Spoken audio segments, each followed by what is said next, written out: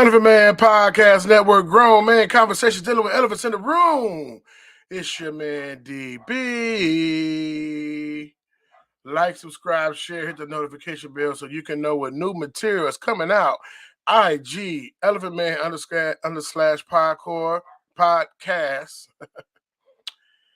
Facebook / Elephant Man Podcast. Twitter / Poster Boys. And you can hit the Paleo Hebrew symbol in the top left, top right, or bottom right corner to subscribe to YouTube. Blessings, and blessings to everybody. My dog is barking. You shouldn't hear him. I don't know what he's barking about. It's probably nothing. But blessings to y'all, man. Blessings to y'all. Good to hear from everybody. Oh, also, BitChute, working on that. Rumble, HebrewConnect.tv, Hebrew Sphere, and the Hebrew Connect and Odyssey as well. Because they're going to start increasing those different, they're going to start increasing the censorship, I should say, when it comes to material and different things that's coming out, right?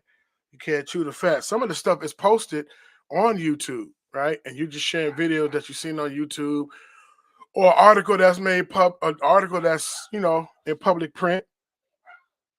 And as soon as you show it, it's like, oh, you medical misinformation and disinformation. And look, this is public record. I guess because we bringing it to the surface. But blessings to everybody, man. I hope everybody is doing well.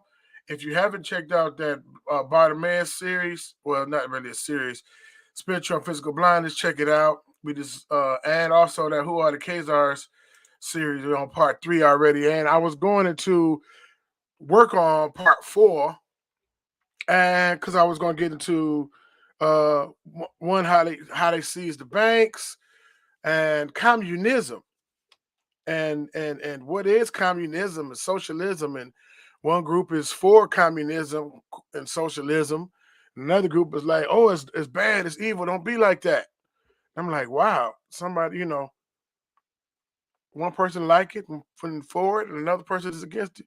So I wanted to go into a deep dive and study on it. But communism has got so many different, and socialism got so many different layers to it that I'm gonna have to just do that part by itself. And of course, we're not gonna go through every ism because there is no way you can go through every ism. But we're just chewing the fat. But I went down the rabbit hole and I ended up at the isms and schisms. And so we're just gonna talk about it a little bit, and we're gonna get off of here. And also, I'm gonna have a set time. I'm gonna have a set time because I just pop up on me. I just pull up on y'all, man. It's just getting worse and worse. I used to give y'all 2 and 3 days notice before I come on. And now I just, boom, I'm coming on in 30 minutes. Holla at you. And a lot of people catch the replays. And so, but replay is good. So blessings, shalom, Shabbat shalom to everybody. Let's see who we got. Albert Cole, shalom, family. Shalom, blessings to you.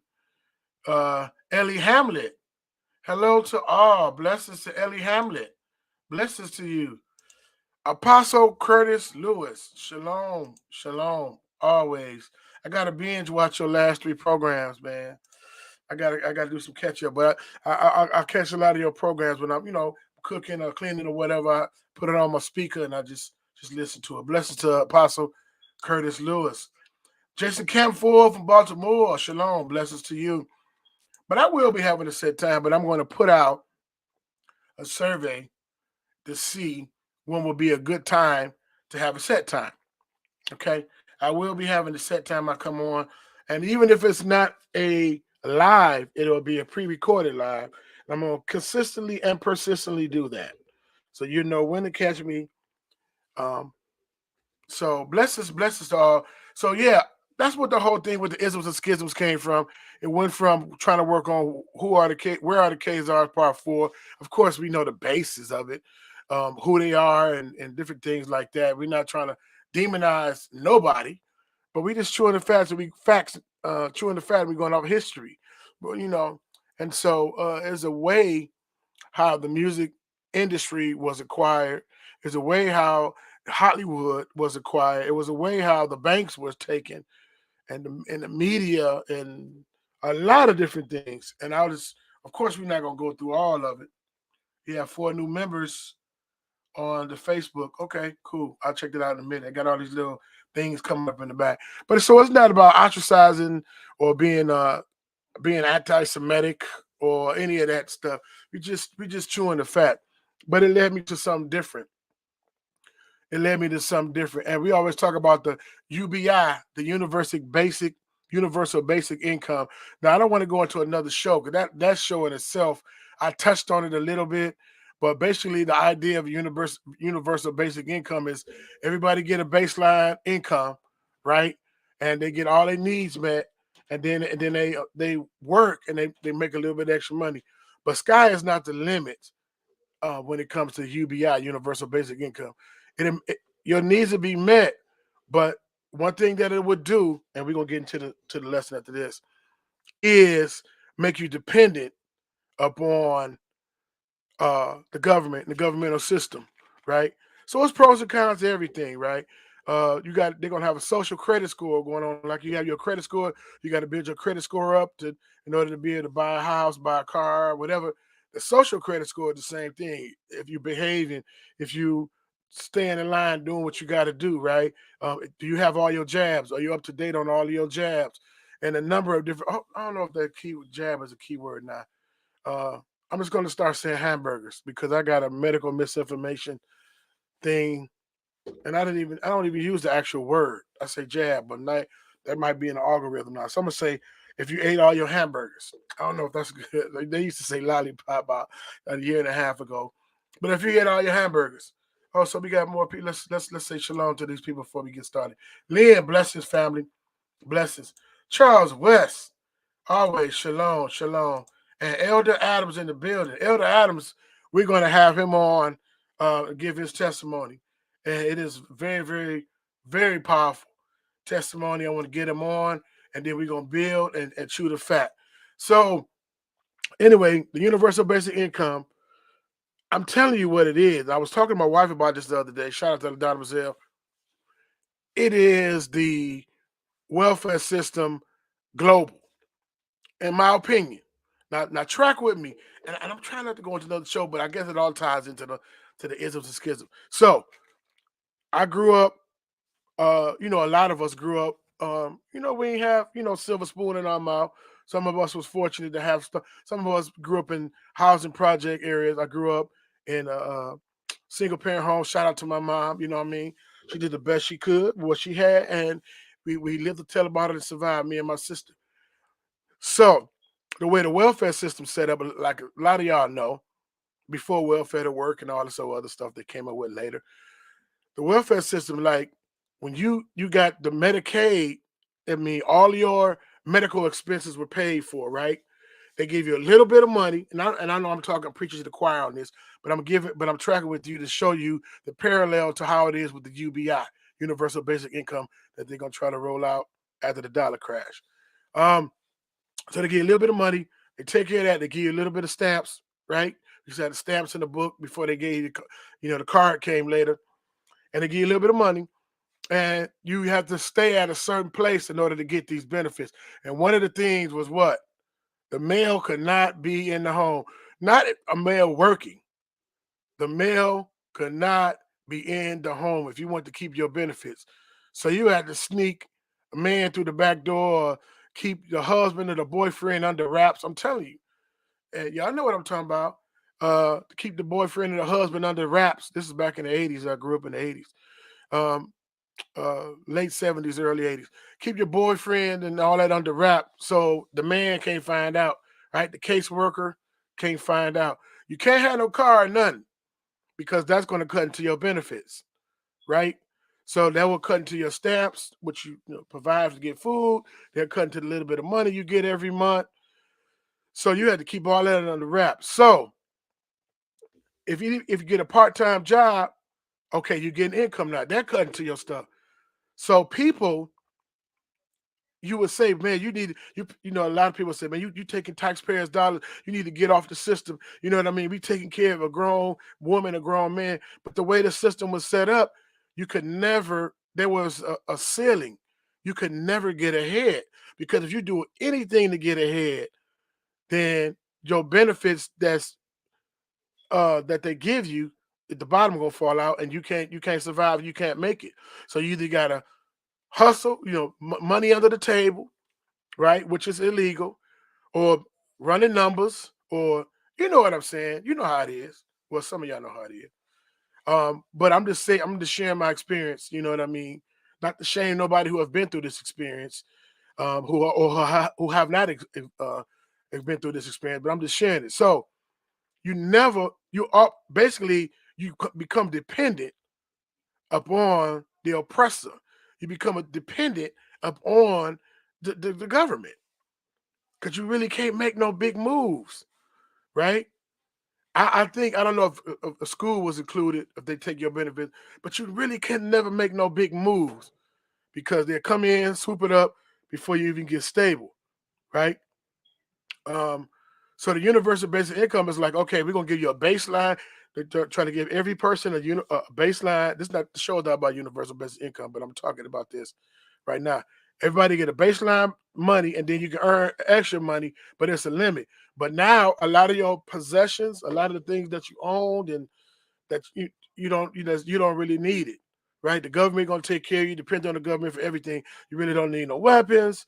We're gonna take care of you. You really don't need none of that, right? So that's what they coming up with, the quote unquote socialist model, or I call it the global welfare model, because it makes us dependent upon the elite, right? It eliminates the quote unquote middle class. We're gonna get into classism too, and then it goes right into the have and the have nots, the elite and everybody else, right? You're dependent upon them, right?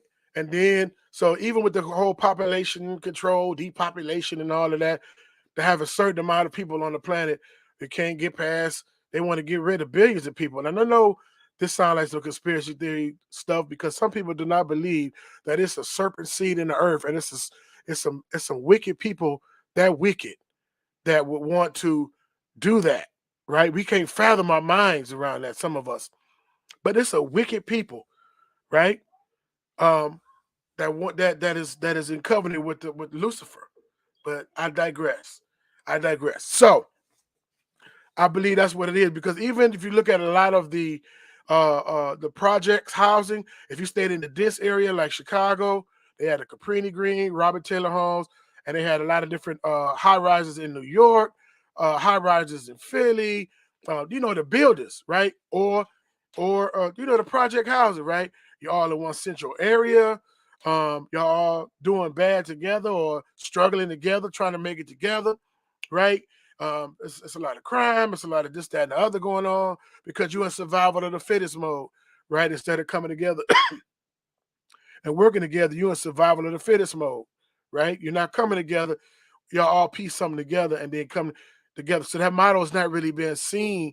We have trust issues. We got all this different stuff.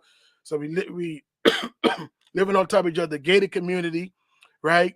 And police, heavily militarized police community, and you're being watched, you're being monitored, right? It's easier now because we got internet, social media, and everybody got a device. But it was harder back then, so they have people watching you and stuff like that. So they want to do that on a global scale, because a lot of the housing projects around the world, around the country, they start closing them down. And I'm like, okay, I guess the project is over. So that's literally what it was, a project. And in my opinion, it was a project, right? A lab radish environment, to see exactly what's going on. So now that they're done with the project, I believe that they're going to try to do a global project, right? And so the Most High would not put us on this planet if he's a provider. So he's not going to let 8 billion people, 9 billion people be on the planet if the planet could not sustain 8 billion or 9 billion people. He's more intelligent than that. He's a divine being, right? He knows, right? So the right amount of people die and the right amount of people are born to keep this balance. But what happens is that greed, that pride, that colonialism, that was mine is mine, was yours is mine, right? That racism, that's one of the isms, right? The colonialism, imperialism comes into play. So you're not just happy with yours. It's like I'm gonna steal yours and I'm gonna keep mine. And it's like a global monopoly game. And they don't really believe in the golden rule. They believe in whoever has the gold rules, right? And so we said the project was a large scale social science study. Yeah, yeah, absolutely. Absolutely. So I hope that this don't make you guys upset and start going cray cray. We just chewing the fat. We just talking about isms and schisms. We had to take a break from the where who are the KJRs Part 4 because that's socialism and like when you say words like socialism, communism, you got one group of people that's going crazy, and then the communist so-called communism and socialism people calling them fascism, right? But is any of these isms beneficial to true Israel? To be honest, are any of them beneficial to true Israel? We need to be in it, but not of it, like Yahusha said. So I'm gonna go right into this lesson, and uh, we always use this guinea pig. Yeah, that's funny. It's crazy how we always use as the guinea pigs, and then the injustice they do us, they attempt that on a national, even global level. Yeah, yeah, yeah. Shalom, shalom, Cindy Carr. Shalom, shalom, blessings to you. Yeah, absolutely. So it's not a pointing finger. It's like they don't want you to bring up this history. I think that's another reason why CRT and critical race theory, they don't want that. We're like, we good. We got history. This is how history is.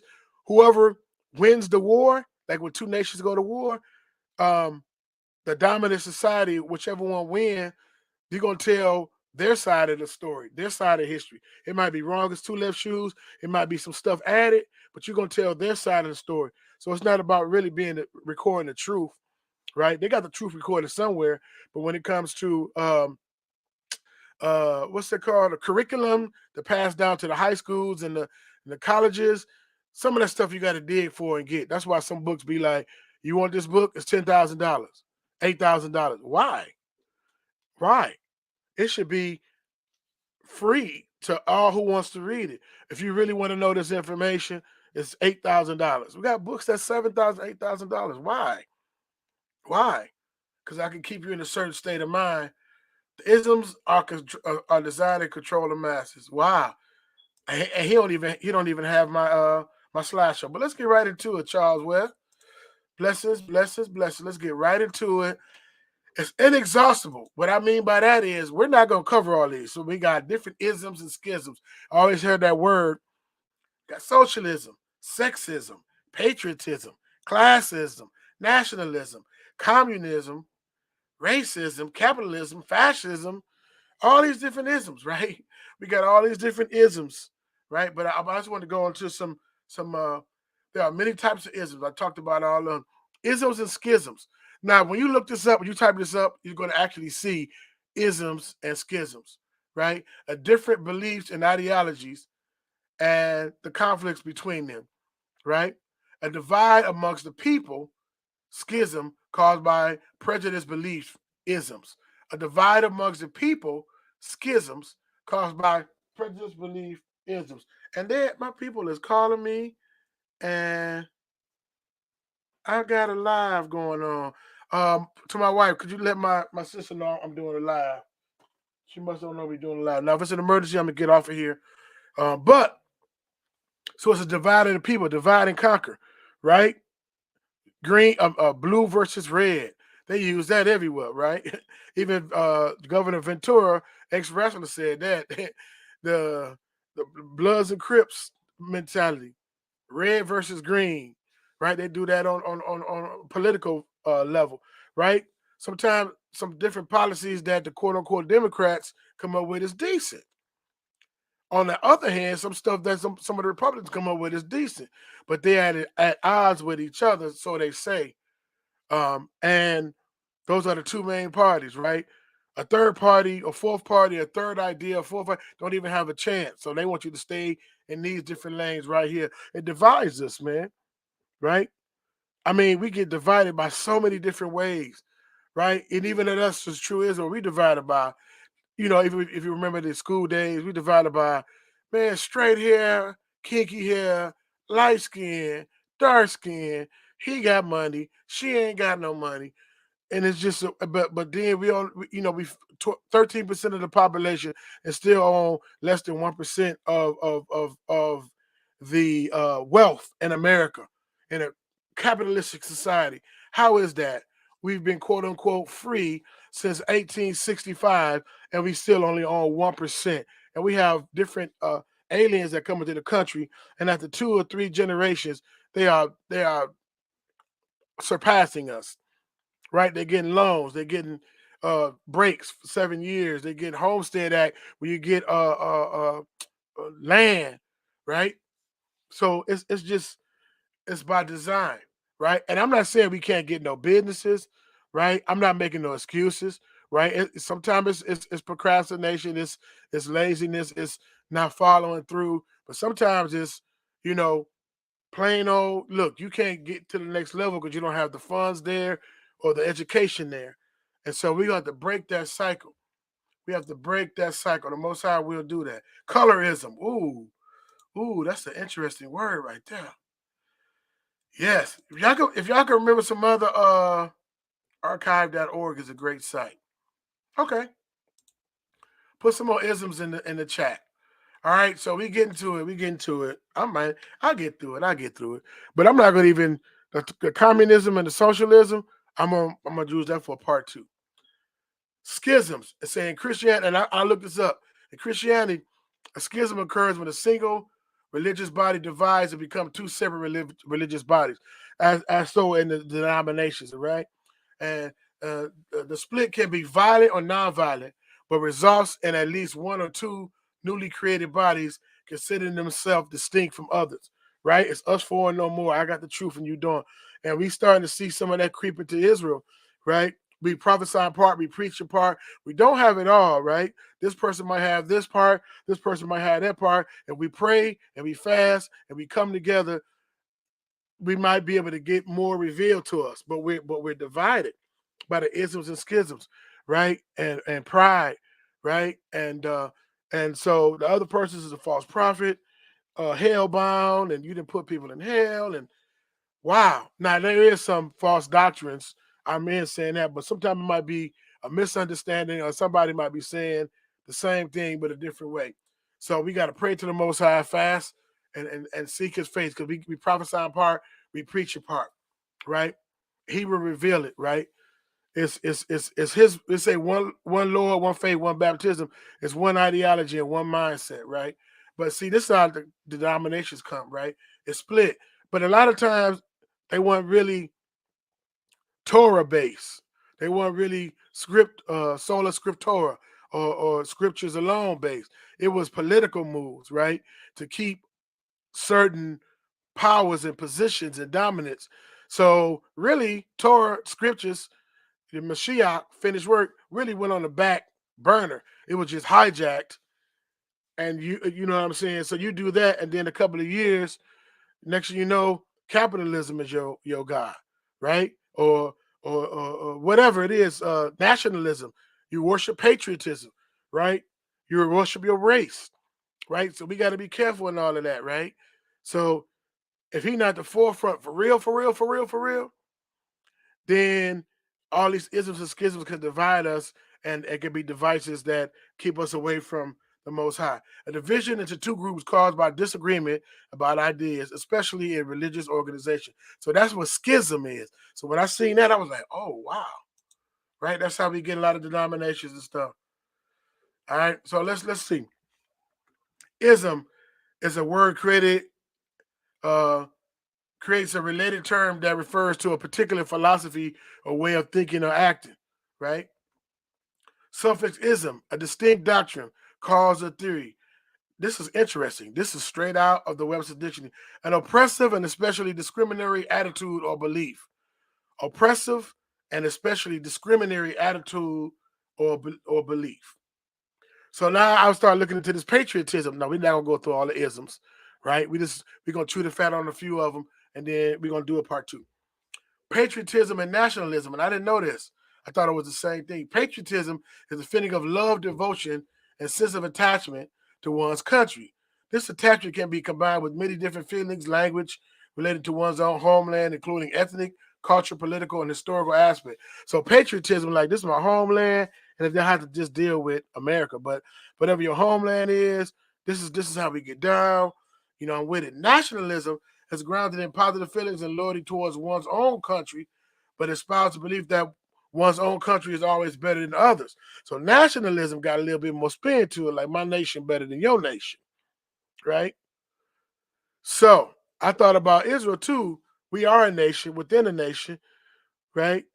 Um, he chose us, but and we are the apple of his eye, but we are not to look down and on other nations. That's his deal, and then many strangers will be grafted into the olive tree, to the tree, right? So many nations will be grafted in, right? But we don't want to be like the other nations. My country better than yours. I'm from Germany. I'm from America. I'm from Poland. I'm from wherever.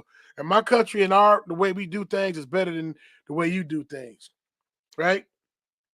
But we know ultimately Torah, Abba Yah has the last word, but we got to be able to articulate and communicate that.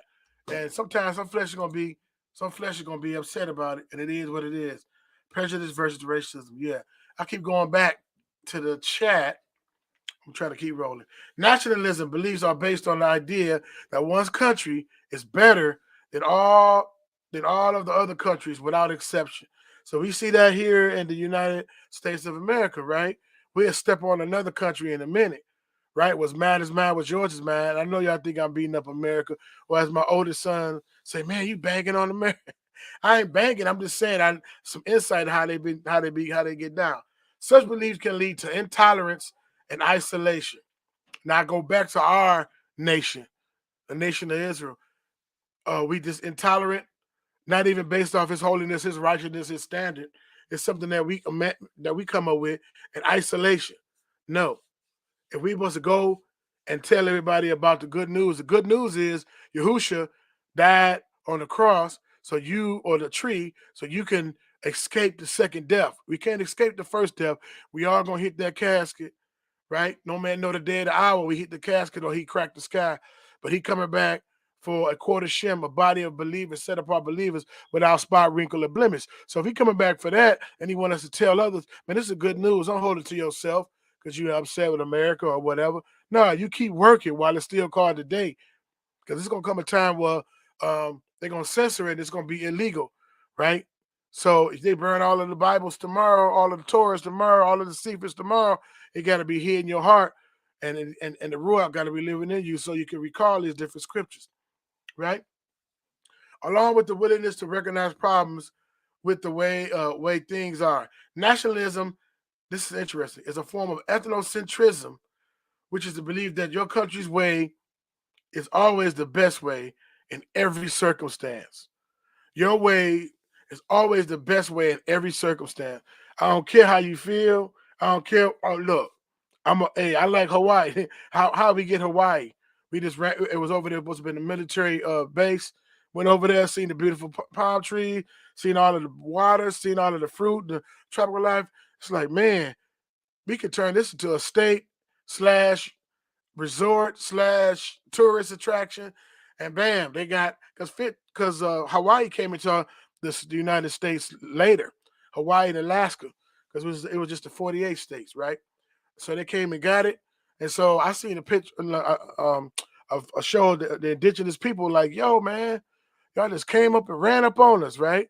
Same way how they occupied Israel, right? You got some Arab people there, and they just came and Balfour Declaration, bam, this ours not. Yo, same thing with the Aborigines over in Australia. They did run up on and take your joints. South Africa, whatever, right? So nationalism is a form of ethnocentrism, which is the belief that your country's way is always the best way in every circumstance. So look, I can't be wrong, right? Nationalism can also lead to xenophobia, which is a irrational hatred or fear of people or cultures that are perceived as foreign or different. So how can America be the melting pot and deal with xenophobia? Right? It's not really a melting pot. They want assimilation. to the culture that they got, to the dominant culture that they got in place, right? And there ain't no big melting pot and all that. I mean, we do got different nationalities here, but it's a rational hatred or fear of people or cultures that are perceived as foreign or different. That's why you can let one group of immigrants come in and the other immigrants, you get a whip and whip them back over. You know what I'm talking about, right? The difference between patriotism and nationalism are both rooted in pride for a country. These concepts differ in important ways. The nationalist mindset is my country is right, my country, right or wrong, whereas some are patriotic without also being a nationalist remains proud of his or her homeland without insisting that every other country is bad. I don't know. I don't believe that. You can tell somebody a European wrote that. Okay, perspective. To exhibit patriotism, a person does not need to deintegrate other countries or cultures. Nationalism involves building up one's own country or culture by deintegrating other countries or culture. I believe patriotism and nationalism do the same thing. So this is probably a roving person who has a perspective of patriotism in their mind, and we always banging on Hitler, Hitler, Hitler, Hitler. Right? He's so wrong. He's so this, that, and other. He's trying to bring fascism and nationalism and da da da da da da da da. Okay, Operation Paperclip. You sure picked his brain. You took his scientists, let them come over here, right? If they were so bad, they should have been tucked away for war crimes, right? Like you did Rick Ross, Freeway Ricky Ross. Ricky Ross went to jail for drugs, and Oliver North got a book deal and the television show, and they both was involved in that. You know, Ricky Ross was on the street level, and Oliver North was on the other level. Hope, you know, let me put my fair use up here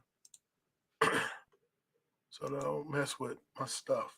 Fair use, fair use. Let that ball at the bottom. Okay, so let's go back to it. A person can be patriotic and recognize other countries may have strengths that theirs do not. Like again, that might have been written by somebody who has a patriotic mindset. Okay, racism, a belief or doctrine that inherent differences among various human racial groups determine cultural or individual achievement. That's a lot of words. Basically, I put systems in place to keep the stronghold in place and stay in control. Systems in place to keep the stronghold in place and to stay in control. Right? So we already know what racism is, right?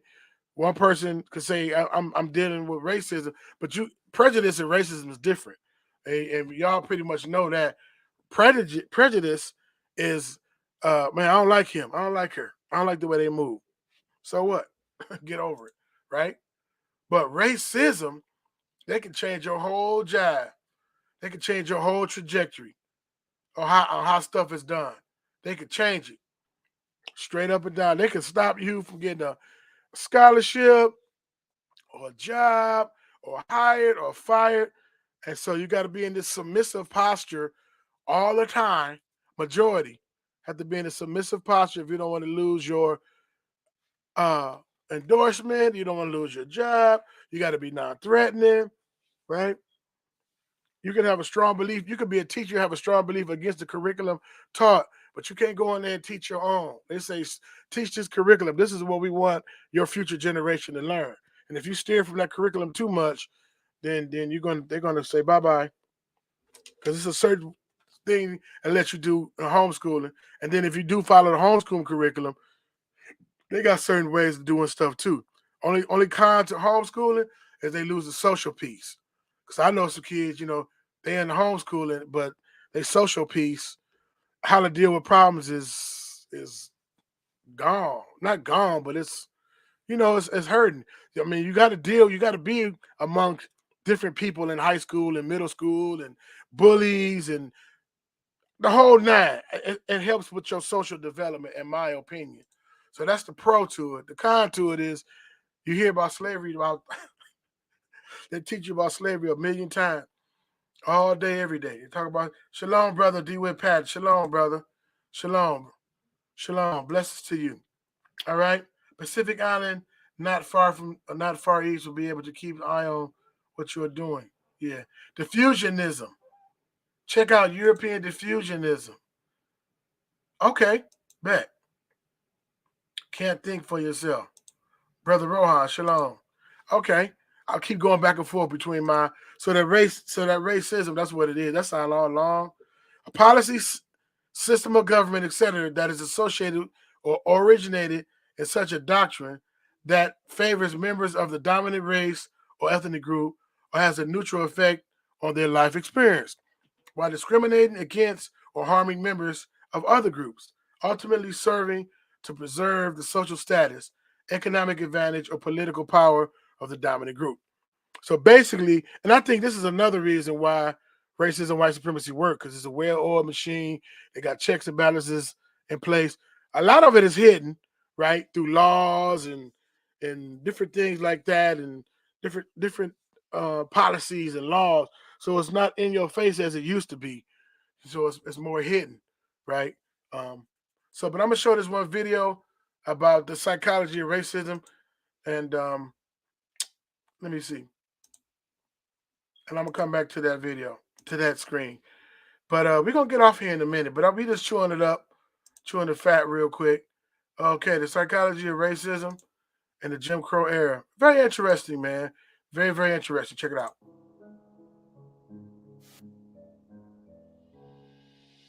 What caused such pride and violence?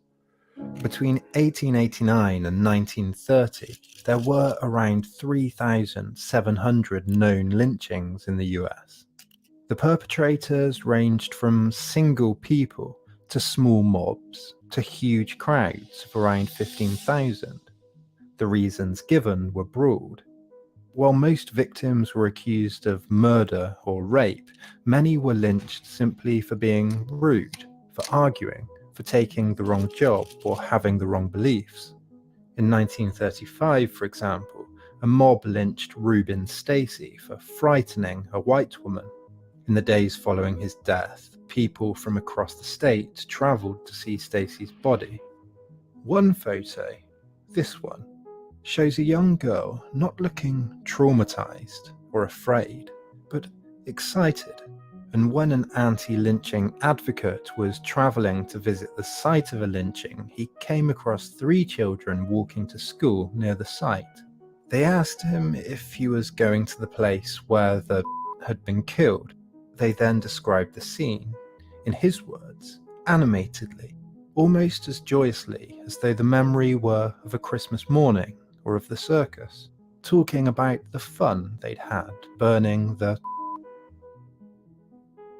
Like during the Holocaust, as I explored in a previous video, these were ordinary men, women, and often children. And as in my exploration of the psychology of the perpetrators of the Holocaust, I want to try and understand the factors that led both to the violence of lynchings, but also ask how ordinary Americans justified their racism more broadly. In doing so, the purpose is to search for a kind of moral and cultural vaccine, an inoculation that learns from some of the worst events in the past to try to understand how we can recognize the warning signs in the present and guide us towards some kind of better future. First, a quick history. After the southern states lost the Civil War in 1865, Congress passed the 13th Amendment abolishing slavery and freeing around 4 million slaves. The atmosphere, for many, quickly turned from a celebratory one to a difficult one. The economics of the cotton fields, the culture of racism, and the complexity of politics all, of course, persisted. The southern states quickly passed a series of black codes aimed at controlling and oppressing the newly freed slaves. Groups like the Ku Klux Klan, the White Brotherhood, the Palefaces, the Invisible Empire, the Knights of White Camellia, and the Constitutional Union Guard quickly formed to agitate for a return to the past, to frightening newly freed slaves into submission, and to unify the South and perpetuate white supremacy. In his 1867 State of the Union address, President Andrew Jackson said that it must be acknowledged that in the progress of nations, Negroes have shown less capacity for government than any other race of people. No independent government of any form has ever been successful in their hands. On the contrary, wherever they have been left to their own devices, they have shown a constant tendency to relapse into barbarism. The lynching era, which peaked in the 5 decades between 1880 and 1930, saw thousands of African Americans lynched in the southern states. Many of the participants in lynch mobs were ordinary men and women who, if asked, would likely, and often did, say that it was the only way to protect against black aggression and to defend the natural God-given racial order of the world. John T. Brown, keeper of Georgia Penitentiary, said in 1876 that the only difference existing between coloured convicts and the coloured people at large consists in the fact that the former have been caught in the commission of a crime, tried and convicted, while the latter have not. The entire race is destitute of character. In 1906, the Atlanta... Okay, so that video is interesting. You know, very, very interesting. It's 40 minutes. If you want, I can put that in the chat. I'm not going to show the whole video, but I'm saying it's an ideology, it's a mindset. And so it's taught like even with the American dream, the quote unquote American dream, we say life, liberty, pursuit of happiness, right? And so everybody's like, well, man, if I work hard, you know what I mean, and this, that, and the other, then I can get that same thing. But, and I don't want to jump ahead to capitalism. It's a con to the capitalism because somebody got to be the consumer. So you got to be a consumer or producer. Somebody has to be the consumer while somebody else be the producer. If we got all these producers, then it's a lot of competition. And we got less consumers, right? We need you to be the working class and we need you to be the consumer, right? So we can't have you in certain areas, right? Um, so you got to stay at a subservient, even with when you got different millionaires. Because I used to always wonder. I'm gonna put that in the chat real quick, and then we're gonna go to classism next. But it was a fear. It was a fear that what they did to us, we was gonna rise up and do to them. But like I told y'all all the time, that coming right out of slavery, man, and that dependent, we were dependent. Remember I told you about the dependency, like in the welfare system, we were dependent upon the slave master. So I mean, some people was upset, right? We had some folk revolt, but for the most part, it's like, look, I'm getting treated bad. It's an abusive relationship, but you feed me, you give me a place to stay, right? You nice to me, master. You know, on Christmas, I can go visit my family on other plantations, you know, blah, blah, blah, blah, blah, blah, blah. And so now it creates this dependence, right? But now 1865, they free, they the working class, they know how to work the fields. They know how to get that cotton, they know how to get that tobacco, they know how to get all of that stuff. So if you give me 40 acres of mule and $100, I'm gonna be a producer. So if I work my field, I'm not gonna work your field. And so if I work my field and not your field, then I'm gonna put you out of business real quick. So it's like, nah, they gotta always stay at a certain posture for years and years and years and years. They cannot come up.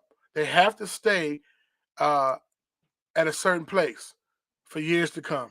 No way, no how, right? And I'm not blaming where we at on no individual or particular group of people. I'm saying this was systems set in place on purpose. Because it's nowhere in the world we're in one of the richest countries in the world, and we only own 1% of the wealth. But all of the uh, ingenuities and inventions and music and acting and sports and fill up arenas for Rose Bowl, Orange Bowl, Cotton Bowl, Sugar Bowl.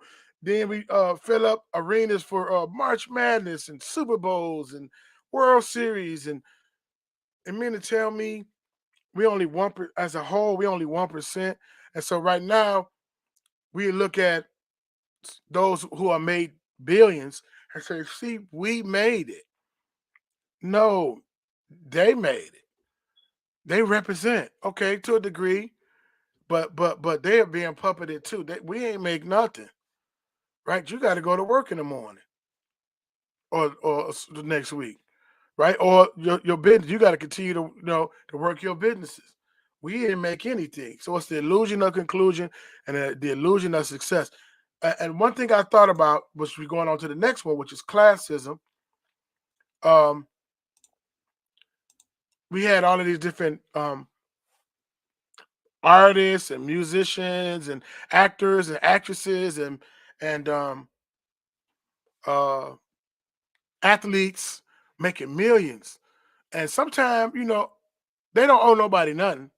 But I was just saying, man, if our communities don't have commerce and they decimate it, and we depending on somebody else to bring commerce to our area so we can have a thriving community, so we can have our parks clean. Our little league parks is ran down, or we can't fund a night gym or whatever because we don't have the monies in place or the sponsors that's willing to put up. People come in, it's a lot of payday loans and Oriental and Korean and Arab, but they take the money, they come in, they do a service, we consume, and they take it out. They don't. Lot of them don't pour back into our community, so our community is not building. It's not strengthened. So I used to always think, man, they people going to NBA, NFL, they do come back and have camps sometime, right? Again, it's their money. They earned it. They can do what they want to with it. But I used to always think, like, why don't they come back? Because you take a few people that's millionaires, put some money together, and do what Nipsey Hussle was going to do and buy up a strip mall and buy back the block. And, some areas they are doing this, right? But I'm saying as a whole, when we go out, we go work, we go whatever, make our quote unquote success and give back and pour back.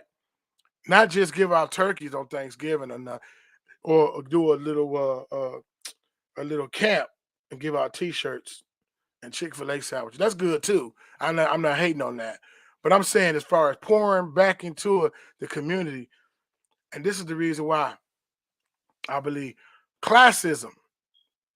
It's like once we reach a certain status, it's like I can't be back there. Now we get it. It is jealousy, it is envy, it is, it could be dangerous if you go back into certain hoods and look like you're doing good, pull up in there with a beamer and all that. It could get interesting. But I'm saying you can still be able to give back. So classism. So what happens is once we quote unquote make it like the Jeffersons, we go into they trick us with a classism mindset, like you're part of elite, you're a part of us. A bias or discriminatory attitude based on distinctions made between social and economic class. You're on a whole different social level. You're in a whole different economic class, so you don't need to be with those people. Yeah, you are. Yeah, you are. They working 2 jobs, and you ain't got to do that. We get that. But in the same time, a lot of other communities practice group economics.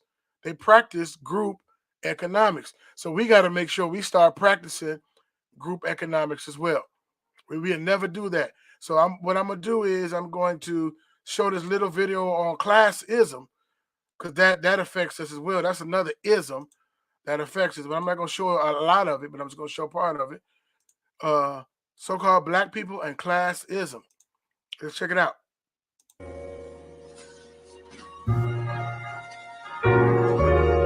In other intellectual media videos, I've discussed the factors that make Black people a disproportionate part of America's poor. In this video, I want to explore the theme of Black excellence being conflated with Black elitism, wealth, and classism. I also want to address how the Black upper class has historically helped or hindered Black progress and white supremacy. To start this conversation, we have to go back. The class dichotomy in the Black community of the haves and the have-nots, the brokies and the bag securers, has roots in slavery. The first division were the free Blacks and the slaves. Then among the slaves, there were outside slaves and house slaves, a caste system that came with privileges for the latter group. These privileges were usually in the form of better food and less physical labor, better clothing, and better access to education, as some slave owners believed smarter house slaves meant a more efficient house. Being in the house also meant more frequent interactions with whites, which often included sexual harassment and assault. But it also meant something else. The rape of Black women begat light-skinned children with superiority complexes, and even resulted in inheritances of money or land, along with some freed Blacks who had managed to work for wages before emancipation and save up for their coins. The children of rape and the privileges they received were the initial seeds of wealth in the Black community after emancipation. The emergence of what would come to be known as HBCUs, or historically Black colleges and universities in the 1860s, created a stepping stone and status symbol for those few Blacks who could afford to attend. Because of their money and often their proximity to whiteness, they were able to begin careers in medicine, dentistry, and law. They would start funeral homes, banks, insurance companies, and newspapers. All of these professions were highly necessary, especially because of the rigid segregation of the era. And these doctors, lawyers, and entrepreneurs would become the upper Black class. They moved close to progressive cities and Black universities, away from most of the poor Negroes in rural Southern enclaves. These newly moneyed Blacks made their homes in Chicago, Detroit, New York, Philly, Tuskegee, and later Atlanta. They attended Black Episcopal or congregational churches where the vibes were formal, with well-educated clergy and small and exclusive membership lists. They donated funds to various philanthropic efforts and supported civil rights efforts through organizations like the NAACP. But for a long time, they also kept their vast wealth and minimal political power concentrated amongst themselves. They established still surviving societies and social clubs that many Blacks today still haven't heard of, let alone know how to join, like Boulé, Lynx, and Jack and Jill. Boulé is an all-male society that greatly influences Black politics, and most of its members are historically wealthy and well-connected. Jack and Jill is a children's society founded in 1938 by a small group of upper-class Black women who wanted to create a playgroup where their kids could mingle with the right kind of people. Through this highly privileged program, children are introduced to educational, social, and cultural experiences the average Black child from the hood could only dream of. They get early exposure to professional careers and are provided a network of friends and opportunities that help them get extra help to the top.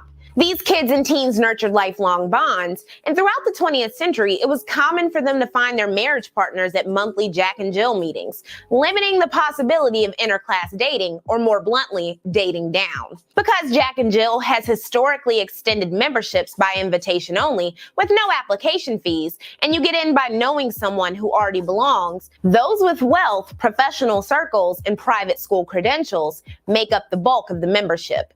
But to be clear, it was reported that membership grew in the 70s and 80s as more Black Americans moved into the suburbs than ever before. And the organization changed its mission to, quote, reflect the isolation felt by many Blacks living in predominantly white suburbs. Instead of helping Blacks assimilate into white culture, the organization is... Okay, that's a good video. I'm about to share that video as well. But yeah, man, it's layers to this thing. It's layers to this thing. Unfortunately, it was dangerous. Yeah. He said, unfortunately, it was dangerous for an educated or wealthy Black person to live in a lot of small Southern communities. I get that. I get that. Yeah, absolutely. But I'm saying the mindset to separate, I got to succeed. I want to be successful. So I got to get away from this group and come over here to this group, right? So I can succeed, so I can make it, right? But I'm telling you, you got wealthy Italians and you got trailer home Italians, right? The trailer home Italian is Italian. So the wealthy Italian is going to look out for them. Irish. I'm saying the group economic, we was divided by that. I'm not making no excuses. I'm just saying it's a historically we were divided. I put the link to that video in there as well. That's a very good video. So if y'all can finish watching that video because we're gonna keep it with underneath the hour. I just got to show one more thing about capitalism. Just touch on it a little bit. We're gonna start from capitalism and then go right into socialism and communism on our next rip. But that group economics, we got to get back. We got to get back to that, right? And everybody practices group economics, right? Even you see, think about the Chinese communities. They have a Chinatown, and they practice group economics, right? So even somebody selling like Chinese food, right? One person makes the chopsticks. All right, they're not buying the chopsticks from a Irish person. That's a Chinese company make the chopsticks. It's a Chinese person. I mean, it's just for an example. A Chinese person making the fortune cookies. It's a Chinese person that's making the little boxes that go in. It's a Chinese person that's making all of the different things that they make. Right? They practice in group economics, and that dollar, that money circulate in their community. But we don't have. We got to support each other more and more if we can. And sometimes when we get our check or get our money, it leaves our community the first time. As soon as it hit our account, it leaves our community because we need things, right? And to support other communities. So we pray in the Most High for a strategy that we, Ernest Higgs, what's going on? Shalom, shalom, blessings to you. That we may be able to practice group economics. So I'm going to show this last part, and we're going to get out of here because we're within an hour. But I didn't want to rush through it. I used to rush through my stuff. If I got to take 2 or 3 parts, that's what I'll do. Because, it's a lot to chew on. Capitalism, right? And when we say stuff like life, liberty, and pursuit of happiness, well, this is what we were taught. You work hard and you can get it too, right? And I'm not saying we can't get it, but I'm saying this is so we're taught, live the American dream. Capitalism was considered good. We was taught that it was good. And socialism and communism was bad. Now, I'm not saying I'm taking a side on it. My question that I asked at the beginning is: any of these isms good for our community? Do they benefit us? Right. So the capitalism is based off of the high, and I seen the video was so good. I'm gonna get back into it, but the highest profit, increase your profit margin while lowering costs. So if I can make something for $5 and sell it for 20, I'm making 15. But if I can get it made for $2 and sell it for 20, I'm making what, 18, right? If I do yeah. So capital, but it might hurt someone else in the long run, right? But it doesn't matter. I'm trying to get the highest profit margin known to man, right? And then the preserves. When you think about food, the preservatives and the additives in food to give it a longer shelf life. Why does this stuff need a longer shelf life? So you can have more time to sell it, right?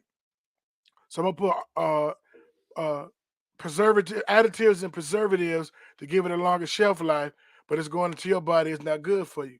It don't matter. I don't care, right? I really don't care. I want you to buy my product, right? Once your taste buds get used to it and to get in your system, you can't get enough of it. You read the contents of some of these packages, and honestly, guys, it's really not good for us.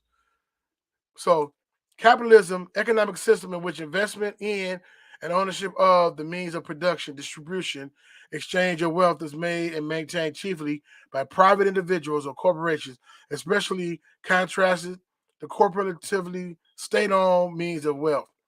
Cooperatively state-owned means of wealth. So that don't make no sense how Bezos and Amazon making all of that money and they don't get taxed. But we get taxed. That don't make sense. Why wouldn't he get taxed? Right? Everybody needs to get taxed. That don't make sense. Just more money than you can think of. So they said pros and cons of capitalism. And I'm going to start off here when we start part 2. The best products are for the best price. Innovation is often rewarded, right? So that's the pros to it. The cons is the lacks equality of opportunity. External costs are ignored. So I send my stuff to China or Mexico if I can get a lower production cost, right? And then you consume and you buy it, right? But I want, what I mean, because our wages is up there to try to live the American lifestyle as compared to the rest of the world. You can't give somebody. I mean, that ain't even minimum wage to give somebody $5 an hour or something real weird like that, or change. Right? You won't be able to sustain yourself. Right? And so it's interesting though. So this interesting right here. This little flyer right here says that's supposed to be the capitalistic guy, just all fat. You know what I mean? And it looked like Bernie or somebody throwing the anchor of socialism to rescue. Uh, and so it's always seemed like the capitalists and the socialists at war. And this looking to say, you just want free stuff, and it says universal health care, affordable housing, and affordable college, right? So that's why they have the privatized. So one of the cons to capitalism, the privatized prisons, right? That's a problem, right? I need to fill. This is my business. I need to fill these beds up, right? I get so much per inmate, right? So I need to fill the beds up, but crime ain't doing all of that. Okay, then, well, we got to create crime, right? Or make something illegal so we can fill these beds up, right? That's what happened with the privatized prisons when it went from the government or the state hands to private companies. Yo, we need to fill these beds up. So that's why we had a lot of the war on drugs. We had people who they didn't treat it as you got caught with illegal substance, crack, cocaine, right? We know that crack is stepped on, which means it's not as potent as pure powder, but you'll get more time for crack cocaine than you will for powder.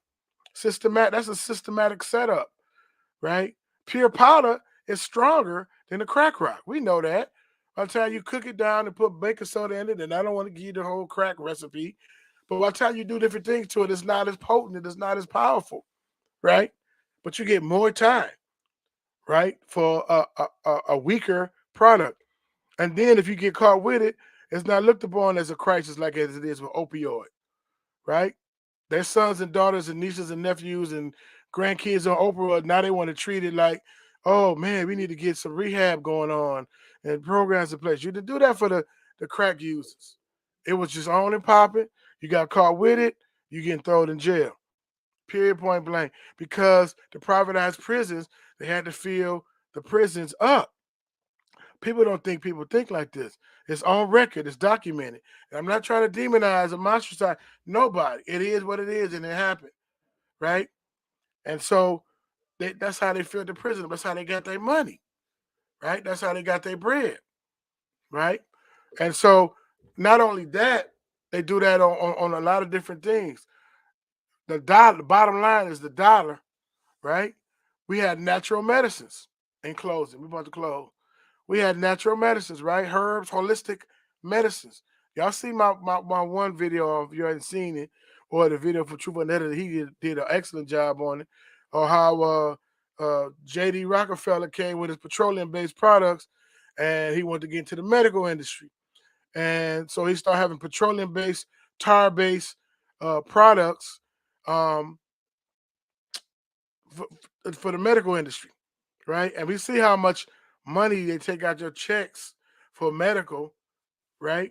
And different things like that because of capitalism, right? And you're putting this synthetic, you demonize herbalistic medicine, which we was doing that, for years, for centuries, and then we put the synthetics in us. What's gonna happen? That's why you ever look and see it be one bottle, and before you know it, you keep going to the doctor, you have a whole shelf full of bottles. It's like, man, I went for one thing and now I end up with 7, 8 bottles. You know what? I'm telling the truth.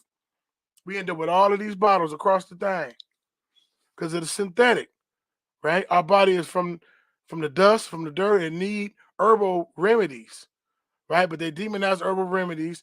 They bankroll the American Medical Association. They bankroll the schools, right? So they tar-based their petroleum-based medications was put first over herbalistic medicine. Then cancer is increased. But you don't want that to come out, so then you bankroll the American Cancer Society. Capitalism. You feel me? So in order to say, yo, man, I care about you. I love you. I want you to take this, that, and that. I want you to eat the hamburger if you're whatever. We saying hamburger instead of JAB. I want you to eat the hamburger, this, that, and other, because we want you to be in health. Nah, man. That I don't know. I'm not conspiracy theory, but I'm hesitant, right? I'm hesitant now because your capitalism, your racism, your capitalism, your systematic is in place. Now, I will talk a little bit about the socialism and communism. They was basically saying pretty much the people, well, in a perfect society, the people will own a lot of. They will play a part into what was being made. They will share the wealth as opposed to one greedy corporation getting all of the money and one person is down bad. The person that works at Walmart need 2 and 3 jobs to support their household while the higher ups are getting paid hand over fist. The rich is getting richer and the poor getting poor, right? Capitalism, that's a con to it. So on one side, and I didn't even think about it I'm be honest, to the last 8 years. Because I used to say, what's wrong with capitalism? Right? Free enterprise, right? Sky's the limit. You go out there, we'll hustle, we grind, we make the money, right? Free enterprise, make the money. But then on the flip, when you're looking at this big box, feel what I'm saying? When they had a non-essential businesses, non-essential workers, like if I got a small business and it's non-essential, I got to close my doors. A lot of small businesses never open back up. And I think that's by design to get rid of, to weaken the middle class. But I digress, right? So, but big box, when they had these different riots and stuff, now I remember they burned up an AutoZone, they did some stuff to Target. That's big box. That's nothing. That's only one store. But if you don't, if you haven't franchised out your store, you a mom and pop store, and they burn and tear your stuff up, you out of business. Or they shut you down because you was non-essential, you out of business. Right? They even shut down houses of worship. That was non-essential, but the liquor store was open because it was essential. They wanted you to stay on that bottle, but they didn't want you to get no pray to the Most High. That's crazy. Anyway, we gonna get out of here, but I ain't want to get all the way to the capitalism. 1% barely pay the taxes, but everyone else had to pay taxes. The wealthy 1%. Yes, everything is about controlling the capitalist system from the cradle to the grave. Yeah. Yep, you're right. I thought about that. Okay. So when we practice group economics, let me see what Charles West put right here. The prison industrial complex is just a reinvention of Jim Crow. Yep, it's a reinvention of Jim Crow. A lot of people was going to jail for crazy stuff. You know what I'm saying? If you watch the rest of that video, that psychology of racism, they was talking back or talking smack, or they were disrespectful. They would go to jail. If they were meeting groups, they would go to jail. And it was all about a fear and control. And then that's what the Ruach had showed me, the reason for those sundown towns. The reason for the sundown towns because of fear, right? We don't want you in our town at night. But they put the fear off on us. Man, you need to be out of this town before that sun go down. We don't want you in our town. You know what I mean? Because it was fear. My some of the daughters, they was infatuated. You know what I mean? With some of the brothers. But it's like, I got to keep my daughter away from your son, for I have a brown baby, and that messes up the system of racism, white supremacy, and people think, oh, that don't exist. Yeah, it systematically exists, but we gonna keep pushing. We gonna keep praying. We gonna keep doing what we gotta do. We just chopping it up, chewing the fat about isms and schism. We ain't playing the blame game. We just chewing the fat. Right? Some people think that this kind of stuff is negative. Right now, I want you to talk about this kind of stuff. I just want you to just smile and grin and sing a song and dance and see, remember? And I I ain't gonna get caught all up in the Babylon, right? You're trying to be in it, but not of it, right? You got church folks saying this, you're doing too much in this religion, right? So anyway, Elephant Man Podcast, Brew Queen, what's going on? Blessed Shalom, fam. We about to head on out. You got to play the replay. We're talking about isms and schisms, and I stopped at capitalism. When I pick up, I'm gonna pick up capitalism, fascism, touch on it a little bit, communism. I'm gonna touch on those. I'm not gonna touch on all of them, but them are the ones I'm gonna touch on. The reason I was touching on communism, started this whole show, is because of where we're going, the difference between totalitarian society and these different things, and why do one group like capitalism? Capitalists don't like communism, and communists don't like capitalism. And do Israel benefit from either one? That's the real question. Does true Israel benefit from either capitalism or communism? I get the replay. Yeah, praise Yahushua. Praise Yahushua. All right. It's all good. So we're going to get on up out of here. Elephant Man Podcast Network. Grown Man Conversation dealing with elephants in the room. I am out. Perfect.